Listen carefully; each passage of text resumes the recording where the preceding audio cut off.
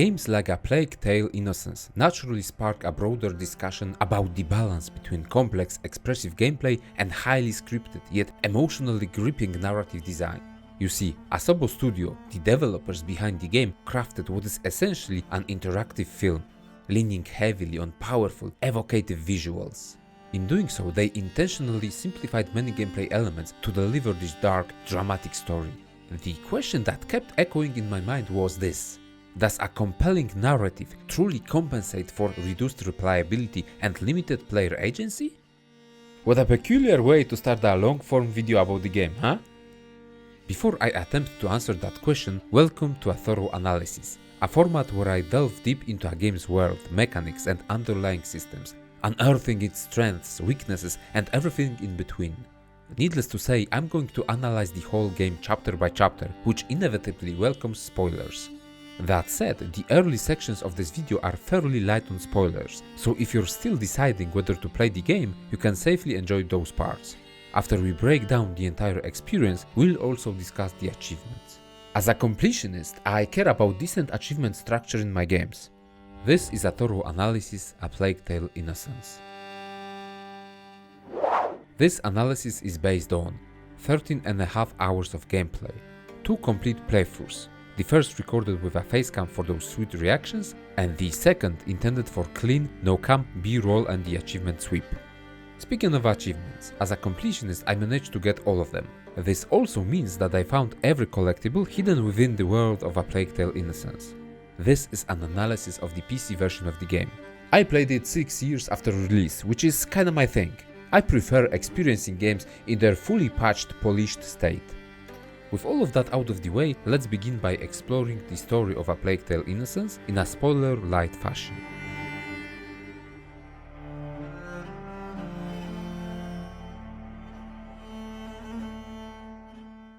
The story of A Plague Tale: Innocence takes place in a 14th century France. We play as Amicia de Rune, a young noblewoman from the prestigious de Rune family.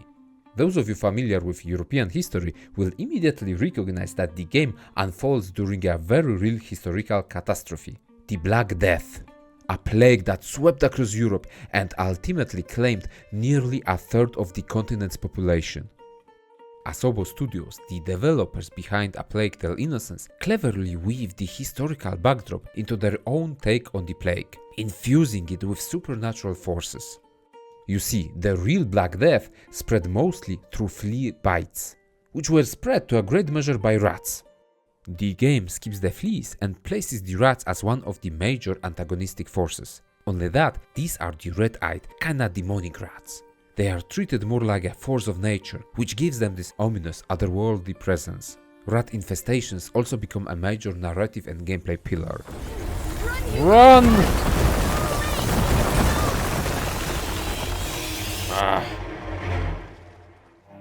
The story blends real history with a dark, fantastic reinterpretation of the plague. It even incorporates religious zealotry through the Inquisition, a faction that hides behind morality, virtue, and divine purpose but ultimately reveals itself to be a vicious, brutal cult. This is a mature story. Whoa! The developers make that clear through graphic violence, gruesome deaths, and genuinely frightening apocalyptic imagery. Ooh, a battlefield. Oh my god. Are they all dead? We can't carry on. Amicia, we have to follow the aqueduct. This extremely hostile, brutal environment becomes the background for the journey of Amicia and her younger brother, Hugo.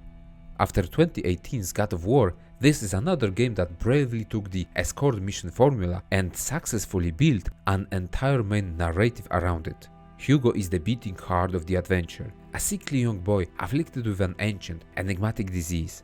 Because of it, he spent most of his life isolated from the outside world, while his mother, Beatrice, desperately searched for a cure.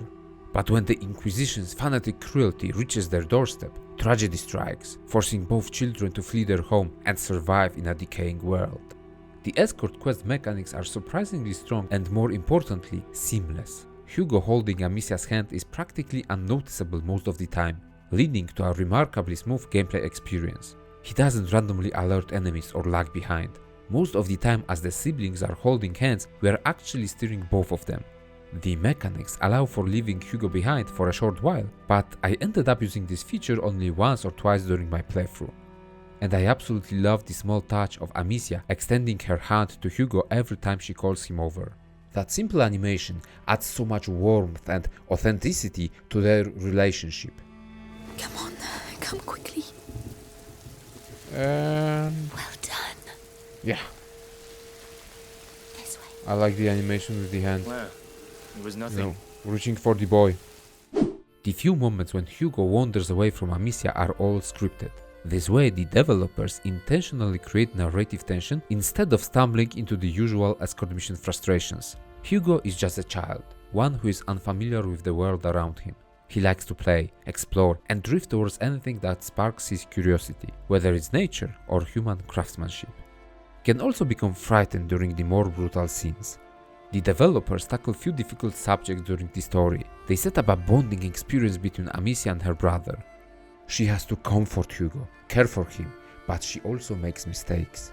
Let's not forget that, while older, she is still a child herself, trying to take on the role of guardian while being painfully unprepared. This naturally leads to conflict, the perfect opportunity to explore heavier emotional themes. And to the writer's credit, the story is genuinely strong, emotional, grounded, and filled with raw human moments. The narrative explores topics like caring for a child's emotional needs, maintaining self-control when dealing with a young one who can't understand his own feelings, let alone the collapsing world around him. Amicia makes mistakes, and they cost her dearly. And I kinda have to interject here. As a parent of two little boys, I'm incredibly sensitive to how media portrays raising children. Understanding a child's developing emotions while trying to hold onto your own sanity is incredibly hard. During the span of the narrative, developers introduce only a handful of characters. However, they focus on the cast to make them memorable. The character writing is strong overall. What impressed me most is that every sudden plot twist or miraculous turn is eventually explained, which is honestly refreshing. I'm so tired of those magical coincidences in various modern movies or games. A Plague Tale: Innocence uses few convenient events during its runtime. Surprisingly, each time I rolled my eyes when a cliché event happened, I then stood corrected as the game cared to explain how did it happen. And it was a logical explanation. The writers provide their characters with strong motivations to make their choices believable. The supporting cast is distinct and well crafted. Where things stumble a bit is in the voice acting. A few emotional moments don't land as strongly as they should. A Plague Tale: Innocence is undeniably a story-first, gameplay-second experience. Speaking of gameplay, let's discuss it.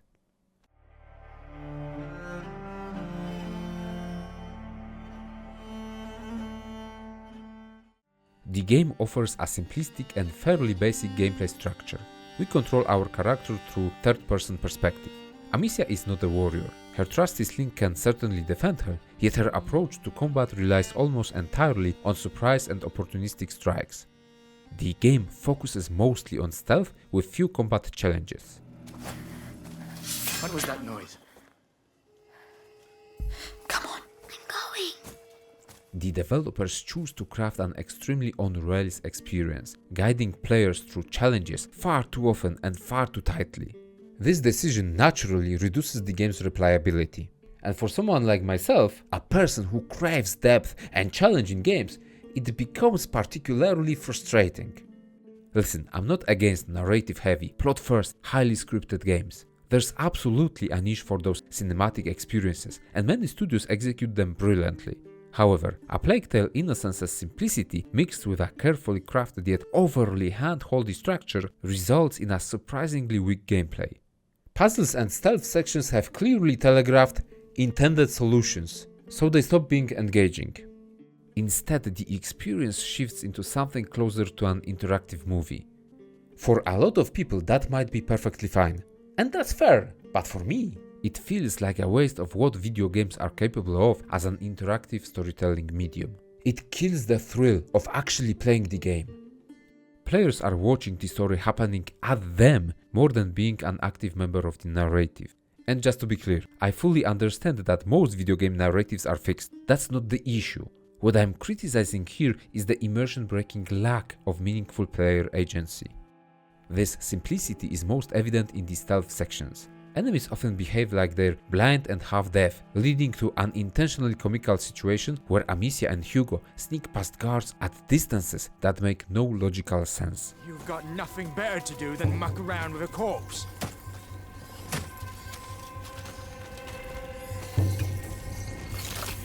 Finally!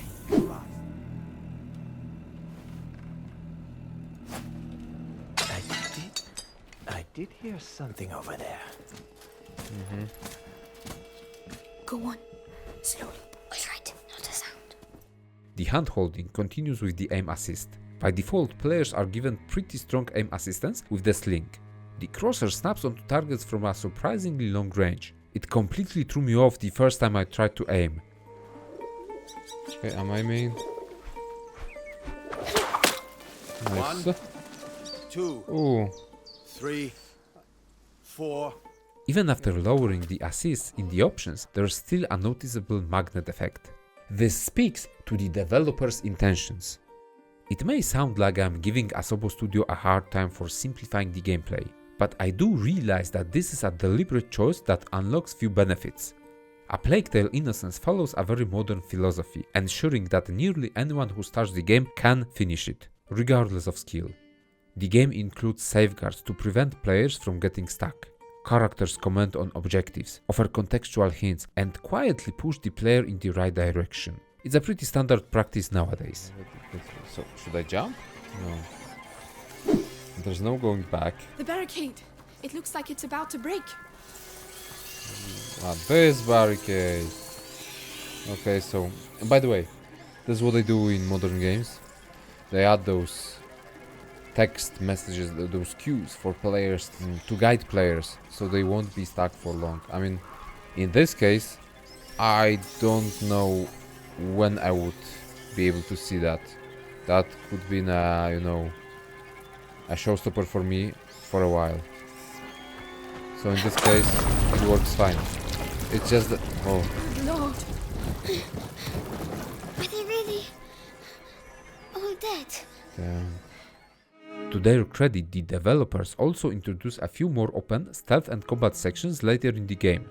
These sections actually allow for some tactical thinking and feel genuinely refreshing. Unfortunately, they are heavily outnumbered by tightly designed narrow spaces and straightforward puzzles that practically complete themselves. Asobo Studios encourage exploration as they place various materials scattered throughout our surroundings. These items can be then used to craft specific useful equipment or slinger ammo. Materials can also be used for upgrading the sling or Amicia's pouch. The upgrades themselves, while significant in how they improve the gameplay, are very few. So with the gameplay's simplicity and the tightly controlled level design restricting players' freedom, the question arises: how do the developers reforge this hindrance to elevate the experience in other areas? The answer lies in strong writing and bold visual storytelling. While some character models lack expressive nuance, the world itself is crafted with impressive detail. Dramatic locations like the devastated battlefield, the farm filled with hundreds of pig corpses, or the plague-ravaged cities carry immense narrative weight. The smaller scale of these levels allows the developers to fully commit to crafting powerful scenes, and they definitely don't pull their punches. This is a mature, dark, and often gruesome story. They've all been executed. Oh no. You shouldn't even be there. Why did he do that? He was a good boy. Your son is here because he disobeyed orders. He was scared and ran off. The music complements the somber tone, though is not used to its full potential. There are many pivotal story moments where the soundtrack could have been emphasized more. Instead, it often remains quietly in the background. I also ran into one technical issue worth mentioning. Aside from a few accidental prompt misclicks, the most infuriating bug I encountered was a softlock in Chapter 6. It seems to be fairly common as I found multiple discussions about it. During the mission, your companion can bug out, preventing you from leaving a tent and progressing. Come on, I'm coming. Okay. Let's go. Can I? This way. Come on. Then let me get out.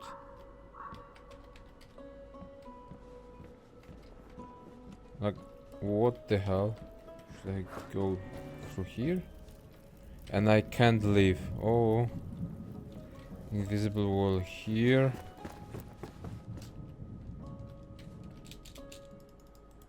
Girl. Move, girl. Fortunately, alt tabbing usually resolves the issue. Oh, and now it works. Not that way. There are loads of them. It worked for me. If it doesn't work for you, then play around with the VSync options. Still, for a game over 6 years old, having a potentially playthrough ending bug is embarrassing. With all that said, the real question becomes, are the story and visual spectacle strong enough to outweigh the simplicity of the gameplay and level design? Does the game shine through its shortcomings? This is where I invite you to my playthrough discussion. Heavy spoilers incoming. You've been warned.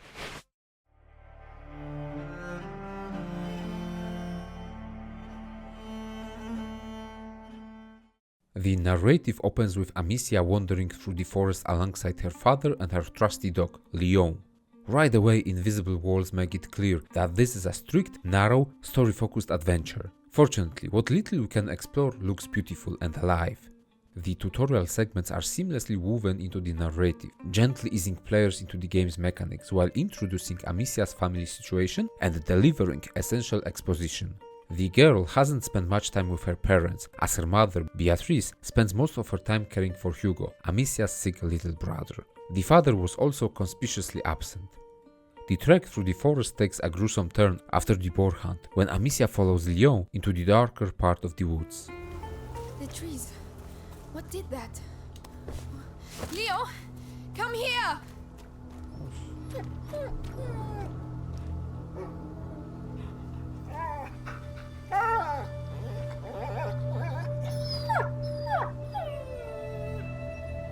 My dog. Who did this?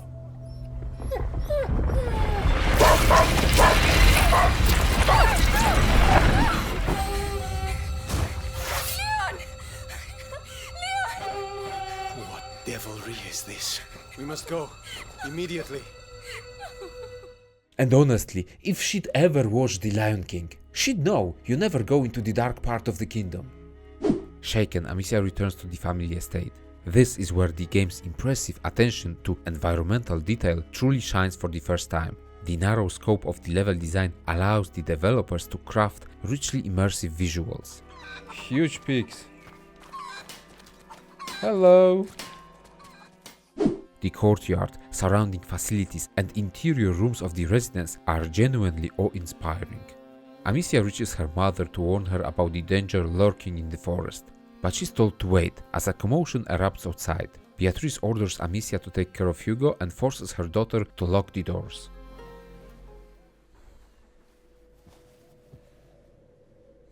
It's me. Your sister? Amicia? Hello. We haven't seen each other much. The first interaction between Amicia and Hugo establishes that the siblings are distant. Hugo has been confined indoors for most of his life, meaning he barely knows his sister at all. Did he talk? No, Lord Nicholas. Then tragedy strikes. Where is he? I won't ask again. Where is your son? In good hands.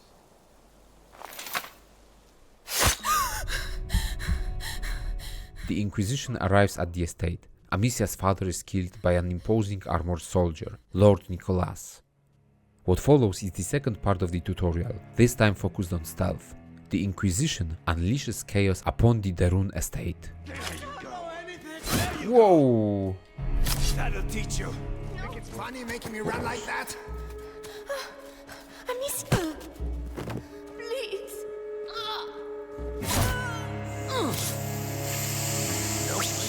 We need to move. The developers unapologetically show the violence and atrocities committed by the soldiers, firmly establishing grim tone of the game. It's also in those early sections that the hand-holding becomes excruciatingly visible. You might say that the hand-holdy tutorials are an obvious feature. They are supposed to tightly guide players through the game's mechanics. Unfortunately, the game never fully abandons that design. The way I see it, a more engaging approach would be to start with a few tightly controlled examples and then transition into more open scenarios. Still forgiving, but allowing players to experiment and make their own decisions. Finally, the children are able to escape the manor, but their mother pays the price for enabling their escape. Madame, they are Amicia, here. you have to take your brother to Laurentius. The doctor? Yes, he helped me treat Hugo. He will look after you. And what about you? You do have not to come. need me, Amicia. You are. But I do need you. I need you.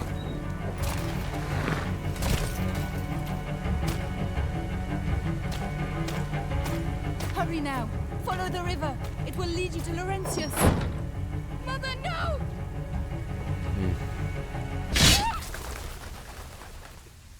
Damn, this game is brutal.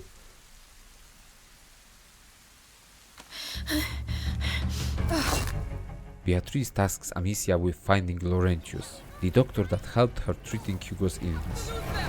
Run, run, run, run, run! They're everywhere! What do we do? Take a deep breath. After losing their pursuers, the children reach the city. Ooh, that's a nice view. Something feels deeply wrong. The streets are empty. As they explore the carefully crafted urban environment, the siblings discover the aftermath of a plague outbreak. The disease spreads through rat bites and it's deadly. Good Lord. Damn. You! I'm begging you. Go get help. Well, I'll be damned. Here's the rest of them. What? No. Wait, we're just looking for someone. And you found him. It's your damn music what brought them out, huh? Those dirty vermin that invaded our church. That filth would attack our children in their beds and gave them the black thing. But now you found Conrad Malfour. And I'm telling you, this is the last village you'll infect. Amicia! Come on. So we're running. Amicia! Just run. But why are they angry? Are they going to burn us too? No! This section alternates between stealth sequences and frantic chase segments through the streets. The town looks incredible. For a smaller developer, this level of detail could only be attainable thanks to a decision to reduce the scope of the levels. It's a clear strength of Asobo Studios' restrictive level design. Yeah, I can complain about the unreal nature of the game, but I still understand at least some of the reasons why it was chosen. The chase ends when the children are granted refuge in an old woman's house. This is where the upgrade system is introduced. That's much better. With the right materials, I could improve it even more. Okay. Amicia, still unable to process the reality of their situation, lashes out at Hugo. Hurt and confused, the boy runs away. So that's where you lost them. Yeah, they won't survive long around here if you ask me. What on earth are you doing? Put that mallet down. Are you stupid or what? I am not stupid! Don't shout. Children, that's enough noise. I want to see Mummy! Shut No. up. You're going to get us killed. Mummy will protect us! That's enough. I want to see Mummy! Mummy is dead, Hugo. You'll never see her again. Or Daddy. Amicia. You're lying! They were killed at the house. Both of them. So shut up. Lying! Lying! I hate you! Please stop. Hugo, no! This opens a gripping narrative sequence in which a desperate Amicia roams the city streets, frantically searching for her brother. It concludes with the first boss fight of the game. Stop screaming. Oh no. We're just waiting for your signal. You're not gonna put me into I'm gonna stop you. Why'd you have to come here? Please. Why? Don't make me. A Plague Tale Innocence follows a fairly standard boss design template. Strike the enemy 3 times to defeat them, with each phase increasing in difficulty. Show 'em what you do best. Okay. You're just a bit rusty. back! I know what you're like. Fine. I can use that to my advantage. I'm going to show you what it's like to lose someone you love. Oh shit! We start from checkpoint. Damn. During the fight, Amicia strips the enemy of his armor, exposing various weak points. Come on. Come on. Overall, it's a relatively easy encounter. That's gonna be.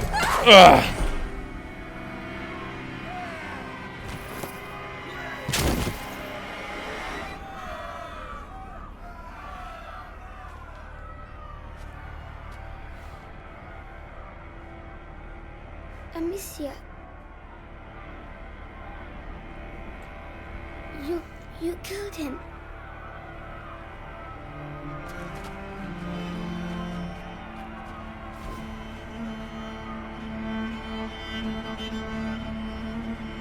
It's not safe here. Come on. The children hide in a monastery, where they encounter one of the few surviving monks. He leads them deeper into the complex, guiding them towards a secret exit. This is where the rats, the antagonistic feral, almost demonic force opposing Amicia and Hugo, are properly introduced. Brother?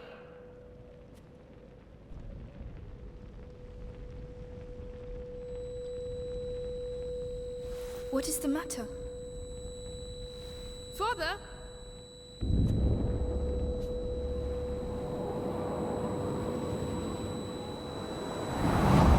Oh no. No.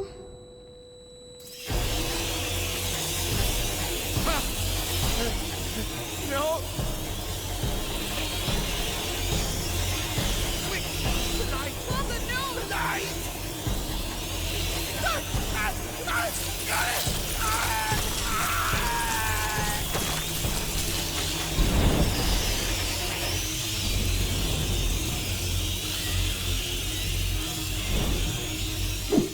I have to say, these early encounters are deeply uncomfortable. The rats violently lash out at the player, and their sheer numbers are overwhelming.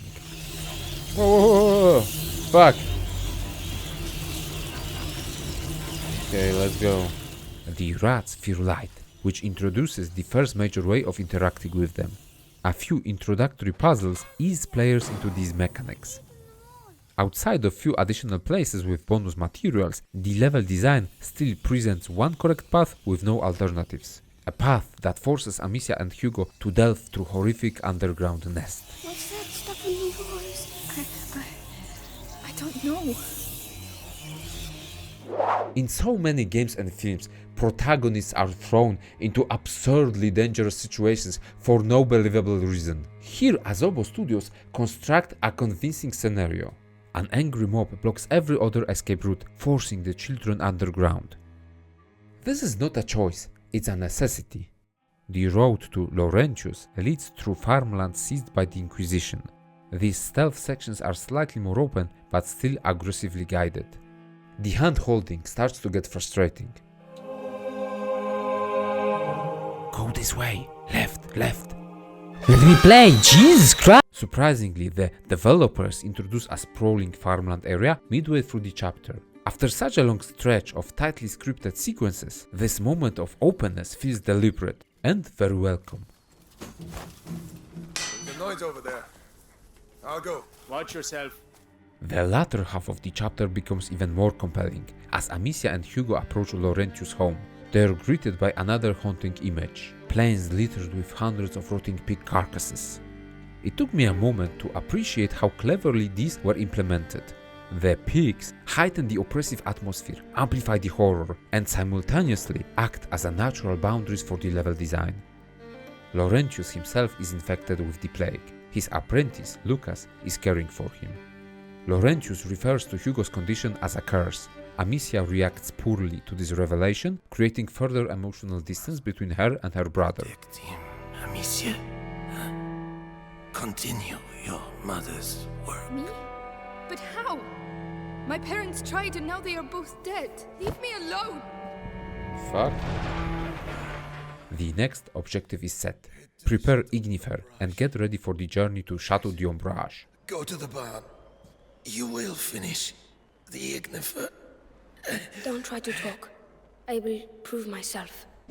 Lucas leads Amicia and Hugo to the barn, now completely overrun by rats. It's here that Amicia and Lucas make a grim moral decision. They choose to sacrifice a pig to lure the rats away, allowing access to the laboratory beneath the barn.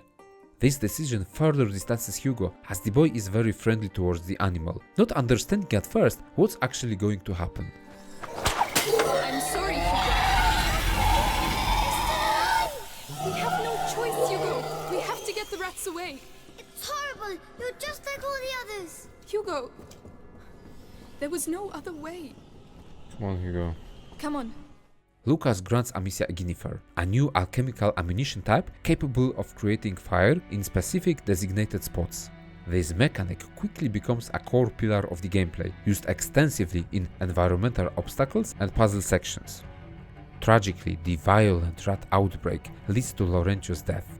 The children have to run away in a section further tutorializing the use of Ignifer.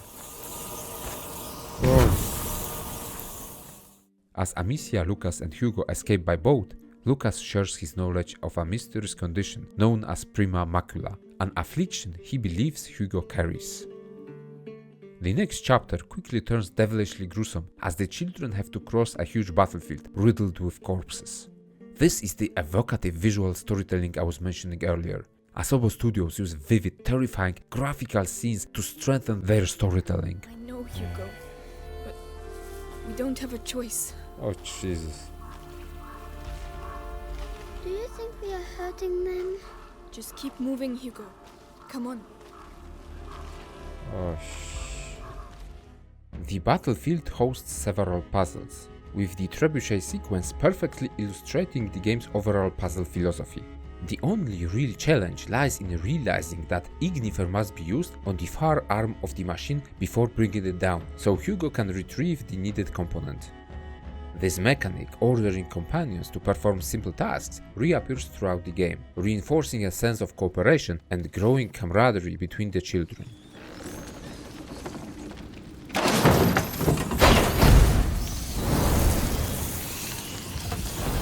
Oh, good. After several stealth sections, the group encounters another disturbing moral dilemma. To proceed through a narrow corridor, Amicia must drive the rats directly toward a terrified soldier who is pleading for his life. Hey! Hey, what are you doing? Stop! Oh shit. Sorry! We have to get out! Amicia! Don't leave me! I'm begging you! No! Hugo, don't look! It's a surprisingly effective way of confronting players with their own values. Some may hesitate, feeling sympathy for the soldier. Others might walk forward without a second thought.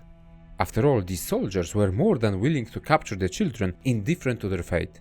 Notably, there's an alternative solution. Amicia can choose to save the soldier, an option rewarded with an achievement. Eventually, the group stumbles upon soldiers questioning two grave robbers. Unfortunately, the situation quickly becomes dire. Amicia and Hugo are captured. We're following them! There! They're running away! Okay.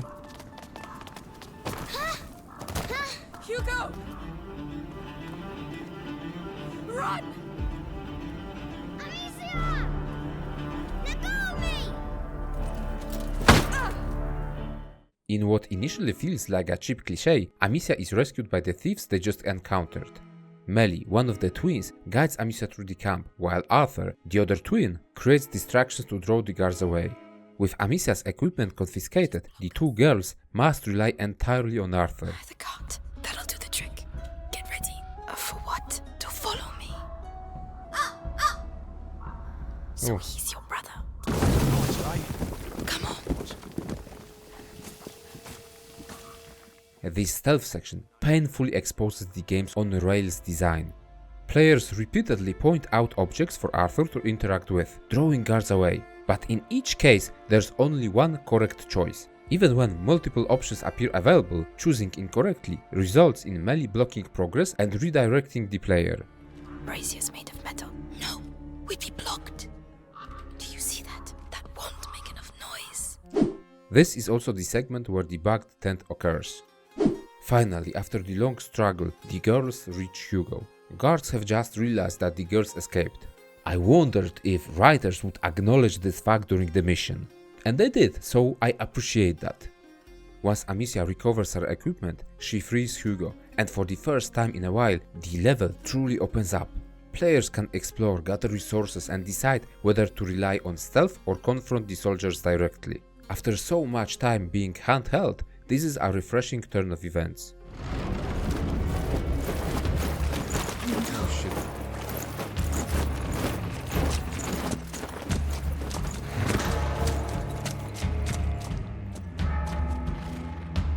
I pay a ransom for the Daron children, and I have to capture them myself. These Plantagenets are useless. He killed my parents. He's going to slaughter us. Melly, run!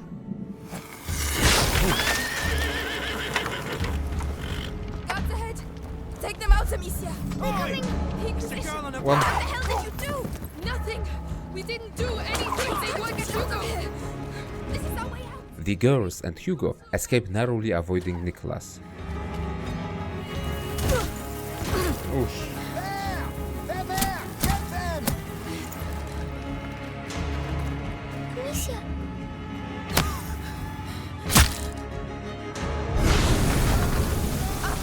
It's Arthur. We have to hurry. Over here! Let's go. Next comes a trek through the forest, with Melly guiding Amicia and Hugo toward a hideout. Before reaching it, they must pass through a meal, which finally introduces a puzzle that requires some genuine thought. It's not particularly difficult, but it allows players to experiment, fail and learn, something the game rarely permits.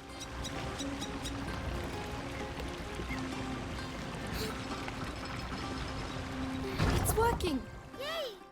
At the hideout, Melly reveals that her help wasn't driven by kindness. Lucas had found the twins earlier and lied to them, promising payment in exchange for saving Hugo and Amicia. This revelation neatly resolves my earlier issue with the seemingly out-of-nowhere rescue.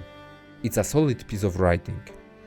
The girls overhear that Arthur was captured during the escaped attempt. There's nothing they can do about it yet. First they need to reach the castle to gain some breathing room.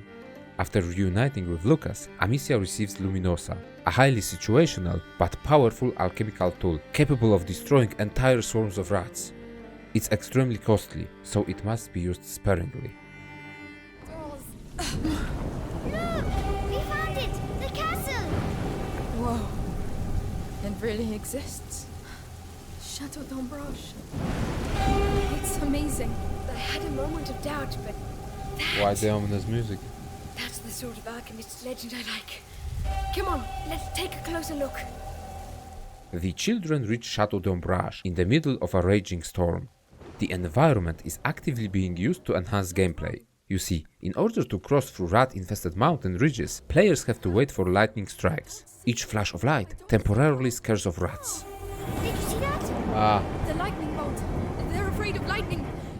You see, not everyone has perfect reaction time, and the developers clearly accounted for that. Audio cues and musical build-up warn players when a strike is coming, creating a rhythm you can follow. It's a genuinely elegant piece of design.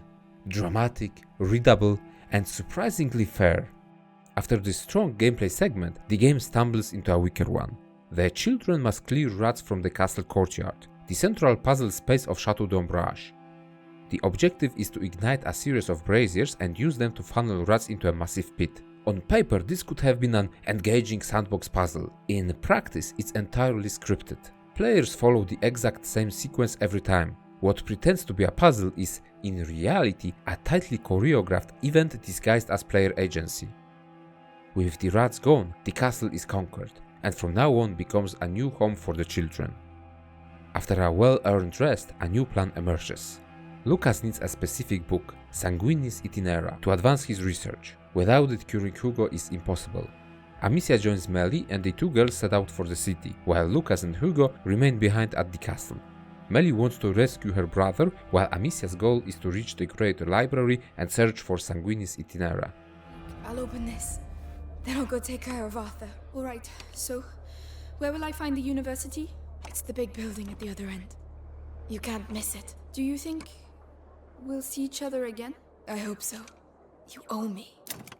Melly aids Amicia and then the two separate, which means that this is the first mission where the Rune girl operates on her own.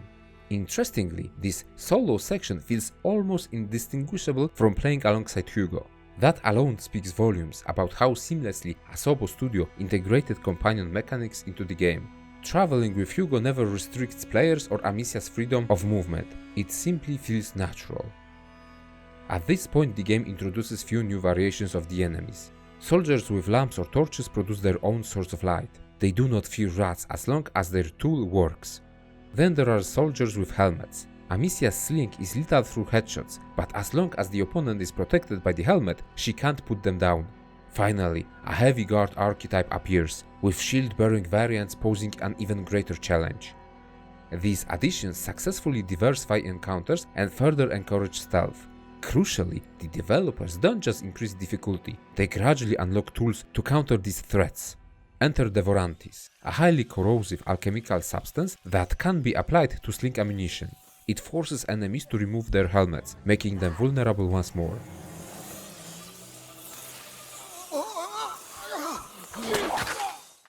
The city is controlled by the Inquisition.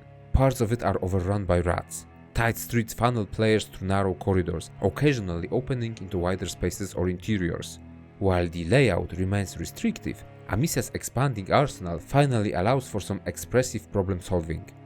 This chapter leans heavily into disturbing imagery, forcing players to crawl through blood-soaked remains of plague victims. Right. Oh no. Stay calm. Think of you. Oh. It's sticky. Jesus. Developers introduce lamp puzzles in here. Soldiers use stationary rotating lamps to provide light in rat-infested parts of the city. This light becomes a way to play with the access to various parts of the environment. Completionists can also use it to unlock few additional rooms. Near the cemetery, Inquisition soldiers are harvesting a rare new resource.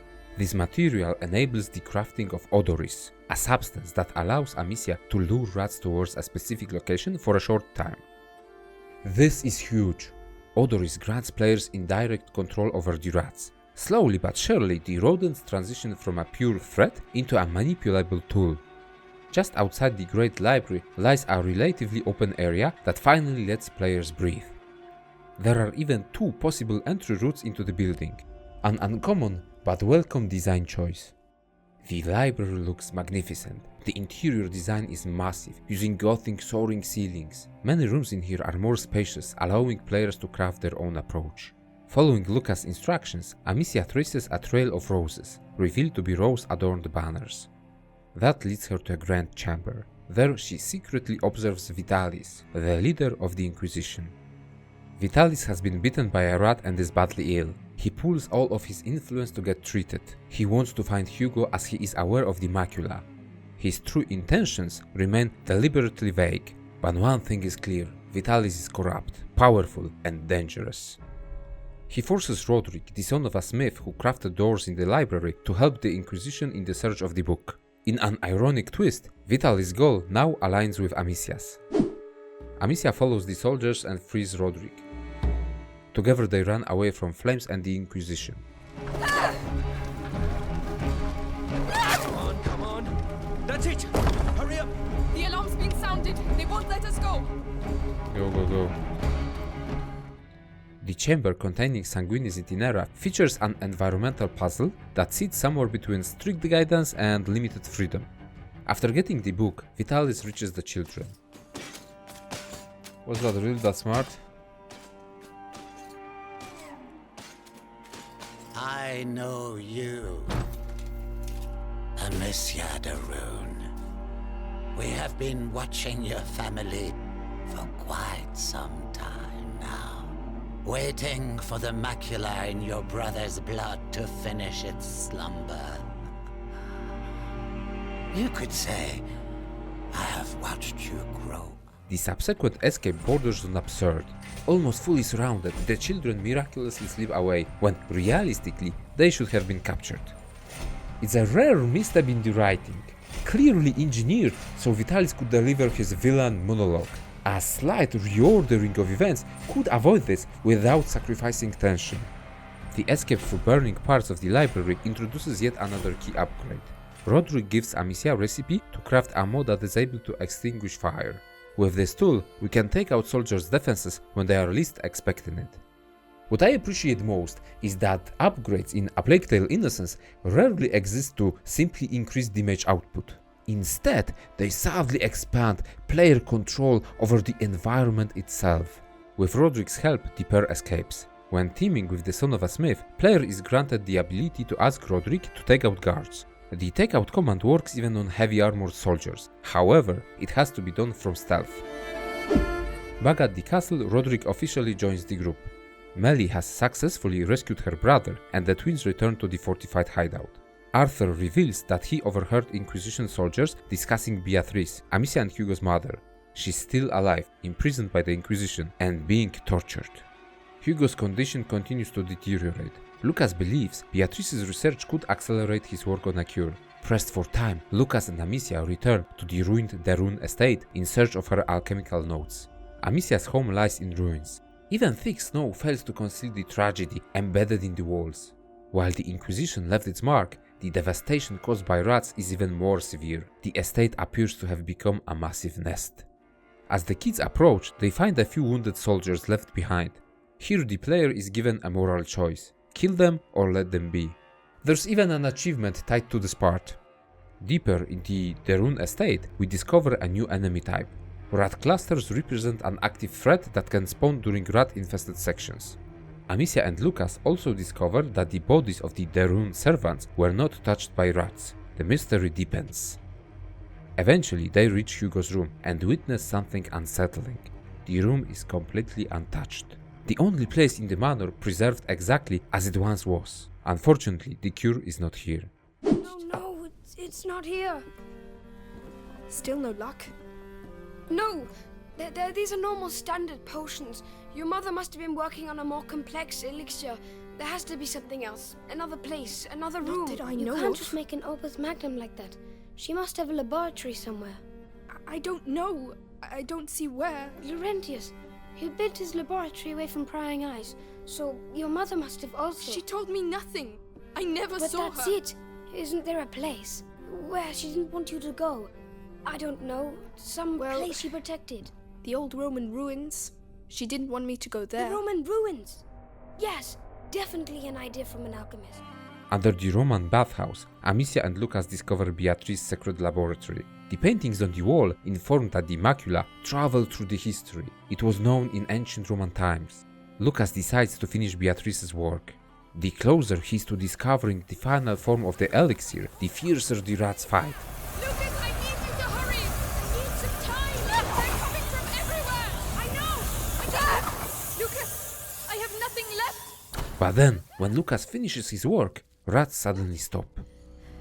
What's happening?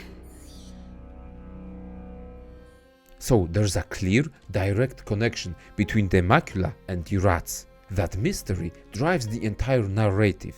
I'll return to it later, because there is a noticeable plot hole buried in this idea. For now, let's just mark it. The cure seems to work on Hugo. As he gets better, he overhears that their mother is alive, something that Amicia deliberately tried to keep from him. Very good. So, am I cured now? Well, In any case, you'll soon be a lot better. Amicia? Will we never see Mommy again? oh, Hugo, I told you, she won't be coming back. No. Another lie, another mistake. Hugo's trust shatters once again. He runs away. Amicia chases after him, gets injured and collapses.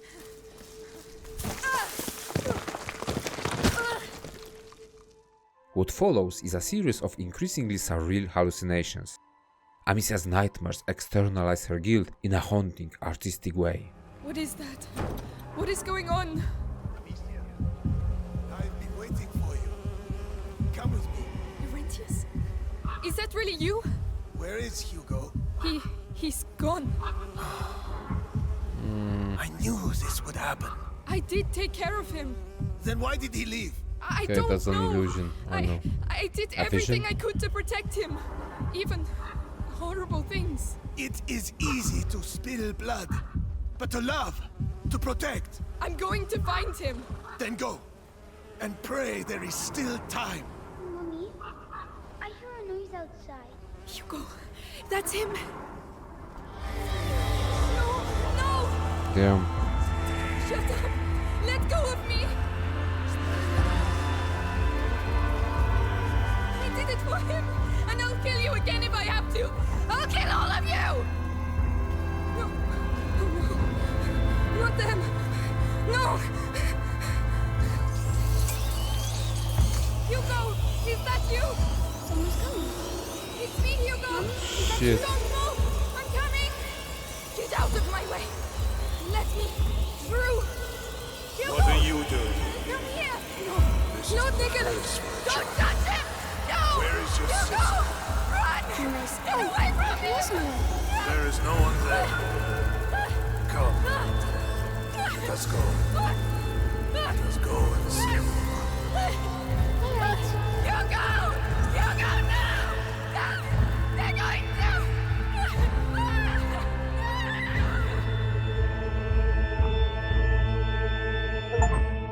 Damn. While Amicia recovers, we learn that Hugo has been in fact captured by the Inquisition. They draw his blood and leave him alone in a cell. A lone rat shows the boy the way out. Welcome to the chapter where we play as Hugo. It's a heavily scripted stealth section. Designers clearly intend a specific route and it's not subtle. Other approaches technically exist, but the easiest and most obvious path is always highlighted. Enemies once again behave as if they're functionally blind. Hugo finally reaches a great open hall. At the far end sits Vitalis. Hugo sneaks closer, overhearing a conversation between the Grand Inquisitor and the Bishop. The church has turned its back on the Inquisition, branding Vitalis a dangerous zealot. More importantly, Vitalis is injected with Hugo's blood, which connects his fate with the boy, also spreading macula into his body. That's enough. You play the martyr, but allow me to tell you the truth. You are a vile heretic driven mad by power. The Pope considers you a threat. Isn't it like all of them? You are to be excommunicated.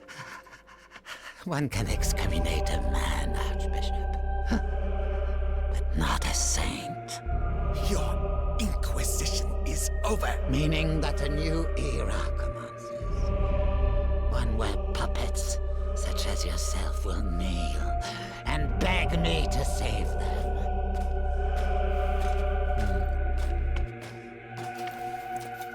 He is with us. Very good. Go and see whether Beatrice Doreen has regained consciousness.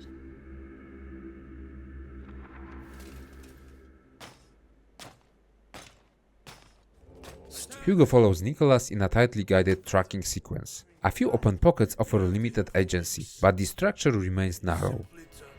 Right. Our torturer will take care of you.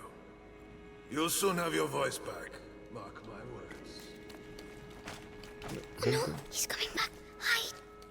Hugo waits for Nicholas to disappear and finally reunites with his mother. The boy gets the key to Beatrice's cell. It's all right. Shh. No one will hurt you now. Unfortunately, rats flood the prison. This is when Beatrice decides to appeal to Hugo's affliction. If I am with you, the voice, are you ready to reply? Okay.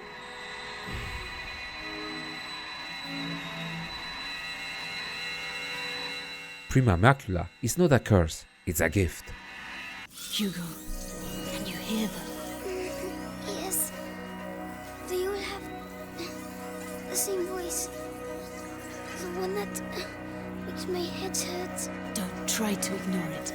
Embrace it completely. Don't be afraid. Yes. Can now control rats. Hold control to aim, then hold to call the rats.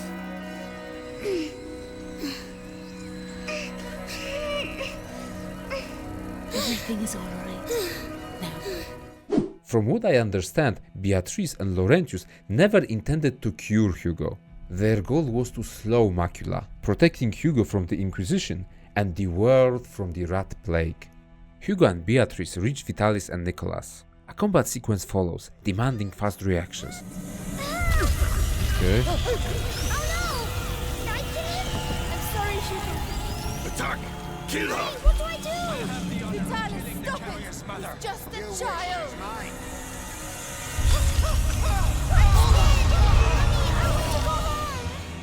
Unfortunately, there's no real escape from the Inquisition's stronghold. Vitalis captures Hugo. The boy will do anything to save his mother. 1 month later, we return to Amicia. A significant amount of time has passed since Hugo ran away. The chapter opens slowly, allowing players to catch up with the group. Then, without warning, the rats attack with unprecedented ferocity.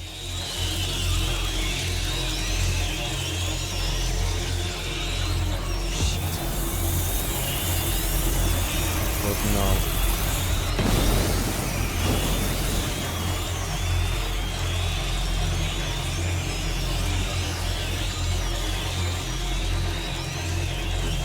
There are way too many. After! Amicia! Run! Get inside! It's Hugo and Nicholas who stand behind the sudden rat outbreak. Oh no. Go and do what has to be done. Vitalis ordered Hugo to kill his sister. The Inquisition exploits the boy's fear, his uncertainty, and the fragile bond he shares with Amicia. Hugo. This is the game's quiet commentary on dishonesty, on how often adults underestimate what children truly understand. Nicholas is sent with Hugo to ensure that the boy kills his sister, which should allow him to reach the threshold. Arthur, no! Come on, come on, come on.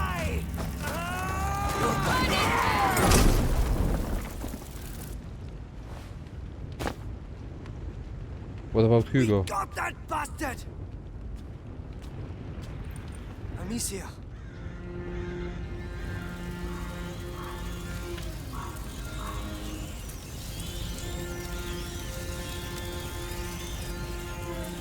Arthur, go make sure he's dead. I have to speak to Hugo.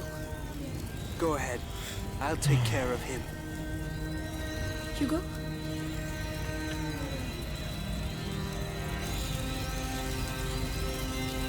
Hugo! I just want to talk to you. He can't hurt you anymore, Hugo. Look!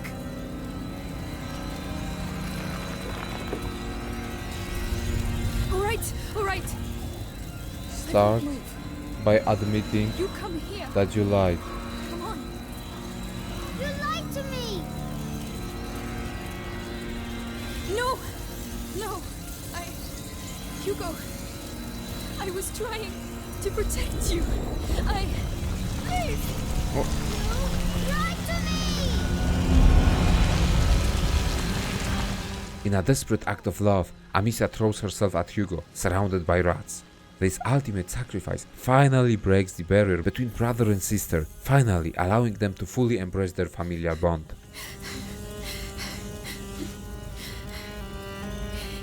You did it! Okay, so let's get back to the rat behavior in the whole game and that plot hole thing I mentioned before.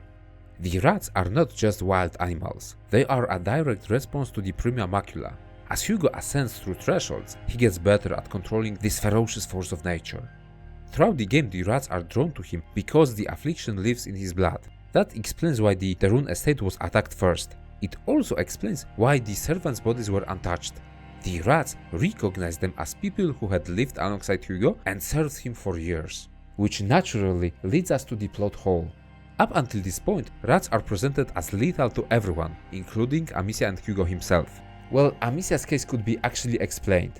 The Macula didn't recognize her as safe because Hugo barely knew her.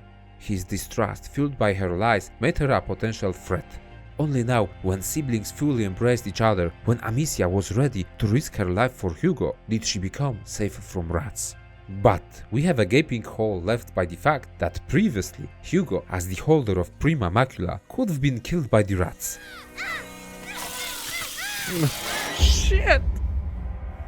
This contradiction likely exists for gameplay reasons. Revealing the truth too early would have weakened the emotional payoff. This whole setup could have worked perfectly in a movie setting. Children fleeing from the rats, not realizing that the animals are not actually a threat to them. Unfortunately, in a game where there is a game over screen, it's unattainable. In a setting where players can die repeatedly, rats have to be presented as a tangible threat. Amicia and Hugo reconnect. Unfortunately, Arthur is so touched by the scene that he forgets to finish off Nicholas. That hesitation costs him his life. The Inquisitor strikes back, killing Arthur and triggering another boss fight. The objective here is clear: hide from Nicholas, extinguish fires, draw rats out from their hiding places. Hugo then sends rats at Nicholas. Yo!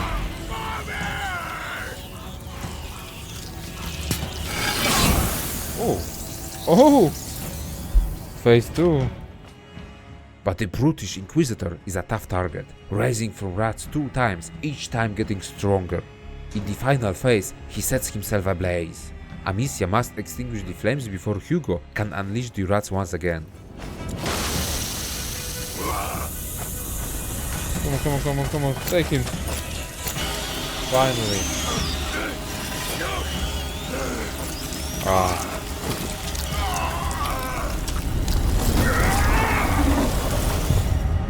Nikolaus, you're done, my man. Misha! Arthur! No! Arthur! In the follow-up, we see a mourning and angry Melly, hell-bent on taking revenge. The group decides to journey together into the city. Their goal is simple: confront the Inquisition and, above all, deal with Vitalis. The city is utterly ruined by the plague. At this point, only Inquisition soldiers and rats remain. Early on, the group splits up. Melly and Lucas throw away several guards but are forced to flee, while Roderick stays behind with Amicia and Hugo. This unlocks a new stealth dynamic, allowing players to use Roderick's strength to silently eliminate enemies. The last chapter finally allows players to spread their wings. The stealth/combat sections are much more open, allowing for different approaches. Notably, the game allows players to fully embrace the rats, as Amicia and Hugo can freely walk around them. Wait. Oh, that's so cool. This is the ultimate power moment for the player. To match it, developers throw a lot of enemies their way. Even so, this is easily the most enjoyable the gameplay feels throughout the entire game. Alice, it will give us cover. Hugo will be protected behind it. Hey! Leave it, Amicia. What are you doing? Stay back with your brother. I'm pushing.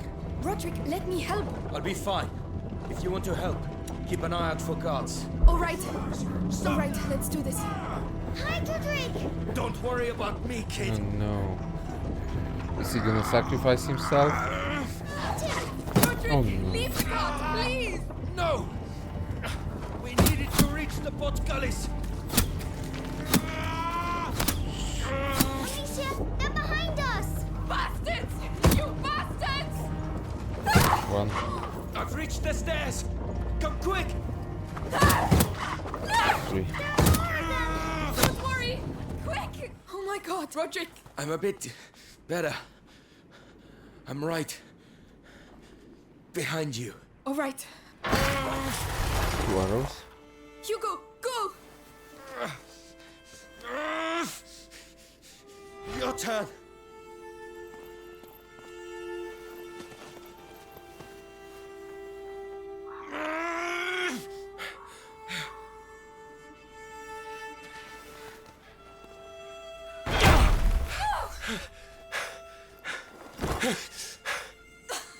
We'll get you out! I'm sorry. Roderick sacrifices himself to ensure Amicia and Hugo can reach Vitalis. I'm sorry.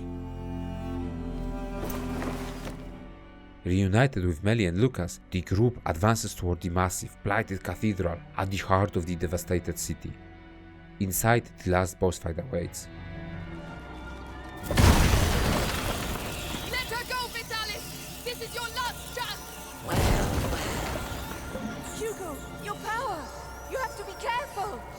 fine. Don't worry.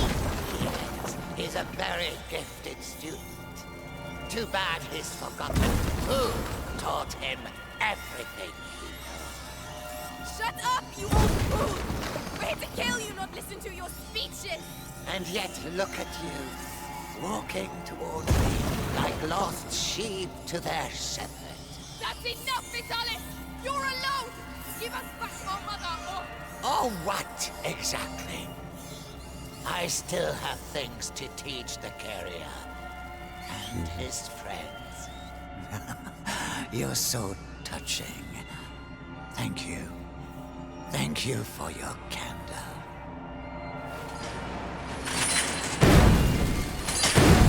Do you hear them? The angel. The angel of the new world. Okay. The light! See? I saw it! Come on! Oh, look, that's faster. Lucas! Melly! Stay there! No! I can help you! I can! It's our blood, Melly! Alright? Destroy him! Amicia and Hugo face Vitalis together. Blood that connects all people! Get back! Stay with Hugo! Die! Become one again! Shit! Amicia acts as support, drawing his attention and dodging his attacks, while Hugo charges a devastating ability that leaves Vitalis exposed. Then it's all about the trustless link to place a stone between the old man's eyes. Okay. No! My angel! Come back to me! No, it's impossible! Vitalis' attacks cover a lot of ground. He also summons cluster of white rats. Players have to plan their movement, especially in second and third phase.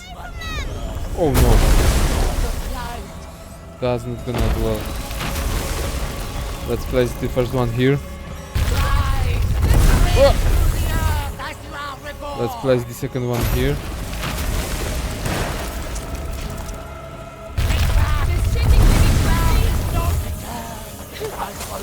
Go. Go,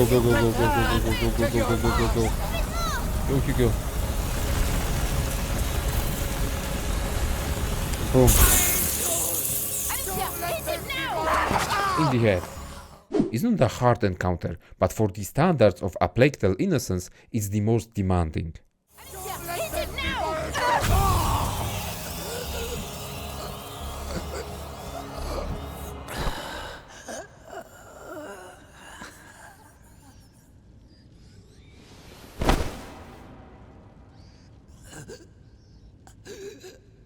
Vitalis' defeat leads to a bittersweet ending. On one hand, Amicia and Hugo are free from the Inquisition. Beatrice is saved. The rat plague is over. But as we later discover, the children become exiles. Feared by ordinary people, they're forced to live on the road, ostracized and isolated. This type of life can be devastating to a boy in his formative years, especially a boy secretly holding a great power. Hugo may grow into a savior or a tyrant. Only time will tell. Perhaps in A Plague Tale Requiem. If you'd like a full analysis of the sequel, let me know in the comments. For now, let's turn our attention to the game's achievements.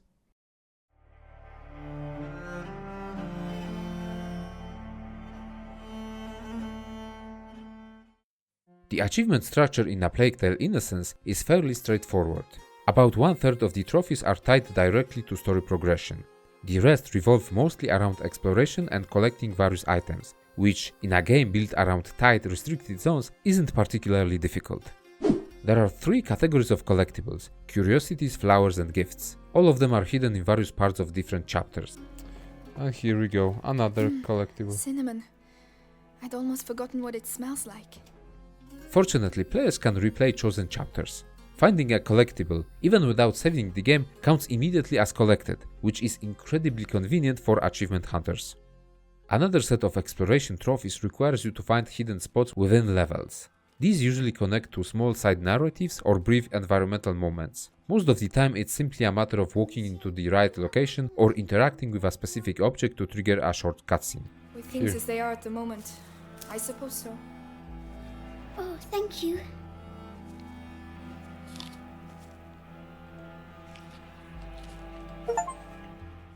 Thanks to the game's narrow corridors and compact level design, these secrets aren't hard to track down. The only one that's slightly more challenging involves Hugo sneaking behind Nicholas. In Hugo's chapter, there's a trophy for staying close to Nicholas without ever splitting from him. While it might look like the flow of the level forces players to split, in reality, if the player is fast enough to get ahead of the foe without being spotted, they can hide in a room before Nicholas enters.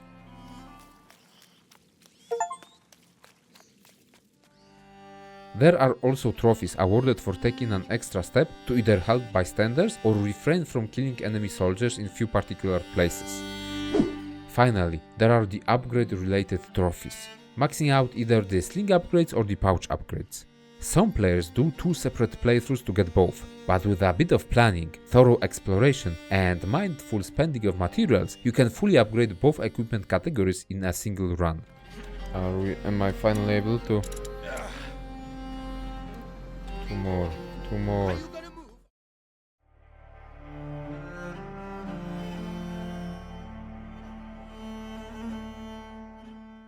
Asobo Studios created an impressive cinematic experience. A Plague Tale: Innocence tells the story of 2 children struggling to survive in plague-ridden 13th century France. The game cleverly blends real historical events with supernatural elements to create a world that feels both authentic and haunting. The studio puts all its eggs in one basket, prioritizing narrative above everything else. The gameplay, including stealth, combat and equipment upgrades, is intentionally simplistic in its design. The developers clearly opted for a focused, story-driven experience built around compact, highly directed levels. Player choice is limited, and the game can feel quite hand-holdy in its approach. Because of that, its replayability definitely takes a hit. A Plague Tale: Innocence is designed as a cinematic wonder meant to be experienced once. All of its gameplay-related shortcomings are counterbalanced by strong narrative and well-written characters, albeit the voice acting is a mixed bag. The game tells its story through impressive and haunting visuals. Asobo Studios creates apocalyptic imagery that genuinely stays with you. This is a mature story wrapped in a grim, often brutal atmosphere. It's a good game, but whether you'll enjoy it depends entirely on how willing you are to trade deeper player agency for a tightly controlled, atmospheric narrative. Hey, thank you for watching this video till the end. If you have any questions or ideas for future content, let me know in the comments. Subscribe for more similar videos in the future. My question to you after this video is: do you find those narrative-heavy games with simplistic gameplay and quite restricted nature appealing? Is that a viable direction in game design? Let me know your thoughts. So that's all from me. Bye.